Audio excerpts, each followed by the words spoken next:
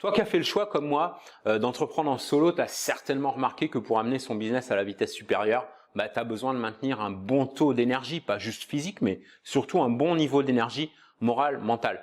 C'est d'autant plus un challenge quand on bosse en solo et qu'on démarre parce qu'on n'a personne autour de soi. On n'a pas forcément un coach quand on démarre pour secouer un peu le prunier dans les moments où on aurait besoin. Et donc du coup, c'est à toi-même de développer cet état qui va te permettre de rester dans la bonne énergie, celle qui va t'aider à maintenir le cap vers tes objectifs, à reprendre le contrôle, surtout dans les moments où les circonstances semblent aller contre toi, et puis aussi pour maintenir ta créativité, ta positivité, etc. Bref, on va pas forcément lister ici tout ce qu'une meilleure énergie peut t'apporter.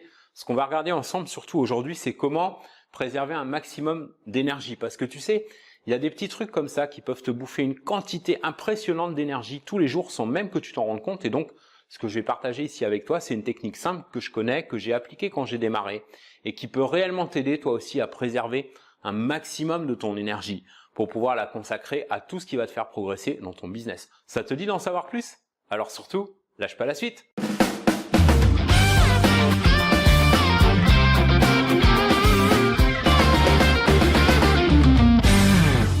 Hey, salut à toi l'ami, j'espère te trouver avec la super forme aujourd'hui.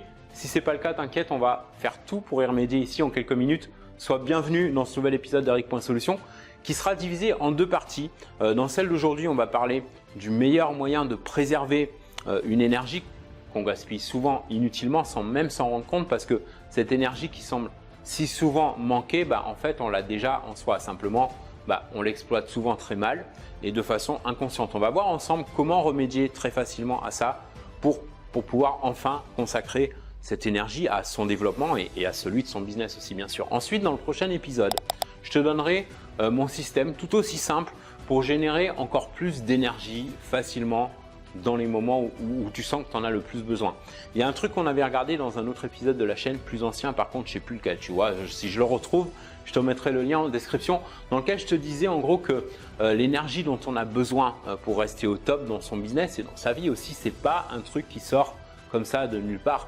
Ce ne sont pas non plus les vitamines qui vont y faire grand chose parce que faire une cure de vitamines, pourquoi pas, pour la physiologie ça peut être bon, revoir son alimentation si besoin aussi, mais pour la psychologie ça sert absolument à rien, ça va être artificiel parce que si à côté de ça on ne surveille pas toute l'énergie qu'on bouffe moralement, ça devient juste une sorte de, tu vois, de gaspillage de carburant. Et de toute façon, si on ressent par exemple le genre de baisse d'énergie, tu vois, de fatigue qui fait traîner des pieds le matin, qui mène à la procrastination, au manque de confiance, etc.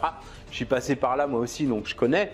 C'est une forme de fatigue qui est morale, purement psychologique. Et donc la seule énergie qui peut nous sortir de ça, elle ne peut émaner que de soi, de la perception qu'on a de l'environnement, mais aussi de comment on reçoit les événements qui se produisent dans la journée, etc. Pour commencer, il y a cette tendance humaine naturelle de se plaindre.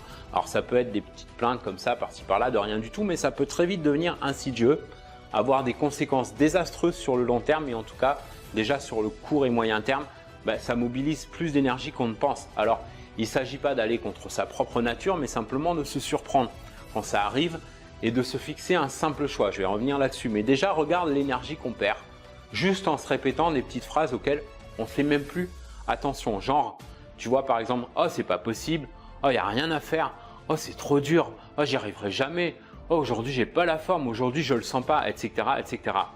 Bref, ces petites phrases assassines avec lesquelles on s'auto-condamne d'avance et qu'on a tellement pris l'habitude de se répéter, auxquelles on finit par même plus prêter attention et auxquelles on laisse tellement de pouvoir que si on n'en prend pas conscience, ça bouffe une quantité hallucinante d'énergie et la meilleure façon de s'en débarrasser, c'est de se surprendre en train de les prononcer, que ce soit dans la tête ou à haute voix, de ne pas culpabiliser, simplement de se dire voilà, j'ai le choix entre me répéter ces phrases ou les remplacer, par exemple, remplacer aujourd'hui j'ai pas la forme par aujourd'hui je choisis d'avoir la forme, ou bien je le sens pas par je sens que je vais avoir un défi à relever, c'est pas possible par quelque chose comme il y a un challenge à relever, si quelqu'un d'autre peut le faire, je le peux aussi. Remplacer, je sais pas moi, j'y arriverai jamais par genre ça me demandera peut-être quelques efforts, mais j'y arriverai, je surmonterai, etc. Ce sont des exemples bien sûr à personnaliser avec tes propres mots, mais tu vois l'idée.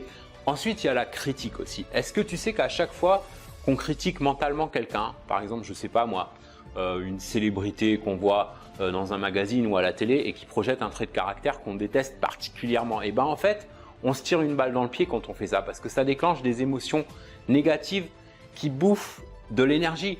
Alors là encore, il ne s'agit pas de se culpabiliser parce que c'est quelque chose de commun, de répandu, ça se pratique même en groupe, ça s'appelle le commérage ou gossip comme on dit. Alors il faut juste se surprendre en flagrant délit quand ça se manifeste, mais sans se culpabiliser. Il faut juste se souvenir que tu as le choix entre persister dans le jugement et la critique jusqu'à épuisement ou alors te demander si tu n'es pas en train de perdre ton temps et ton énergie sur un truc que tu peux de toute façon pas changer parce que dans notre exemple, tu vois le mec ou la nana de l'autre côté de l'écran ou du papier glacé se fout complètement de ce qu'on pense et ignore probablement notre existence. Donc voilà, quand tu critiques autrui intérieurement ou même à haute voix, il n'y a rien de mal, il n'y a rien de bien non plus. Simplement, il y a un choix qui donne un résultat et l'autre qui donne un résultat différent. Voilà pour les petits détails qui ont l'air de rien mais qui bouffent de l'énergie. J'ai donné que quelques exemples. En observant plus la prochaine fois ce qui te passe par la tête, tu en trouveras probablement d'autres à toi que tu peux t'amuser à transformer pour en faire au contraire des vecteurs d'énergie. Ça peut sembler contraignant dans un premier temps, tu vois, de surveiller ses pensées, mais ça devient rapidement une habitude, un réflexe. Il y a un exercice très simple qui m'a été inspiré par Brendon Burchard, un as du dev perso, et qui consiste à juste te demander rapidement, à chaque fois que tu surprends une pensée négative qui te traverse l'esprit, est-ce que ce à quoi je suis en train de penser en ce moment contribue à me faire grandir, à progresser, à m'amener vers mes objectifs, etc. Ou au contraire, est-ce que ça me fait perdre du temps et de l'énergie pour rien? Dès que tu as la réponse à ça, tu peux choisir entre la poursuite de ta pensée ou alors switcher, basculer si tu préfères, sur un autre type de pensée plus constructif, plus productif et donc plus générateur d'énergie. Voilà pour aujourd'hui. Dans le prochain épisode, on parlera d'une façon simple de générer encore plus d'énergie à travers de petites habitudes quotidiennes super simples à mettre en place. En attendant, n'hésite pas à jeter un œil sur la citation du jour en description, à me mettre un beau pouce tout bleu si cet épisode t'a plu et s'il t'a inspiré à communiquer ton énergie et ton enthousiasme avec un max de tes amis et collègues entrepreneurs en partageant cette vidéo avec eux via les boutons de partage YouTube.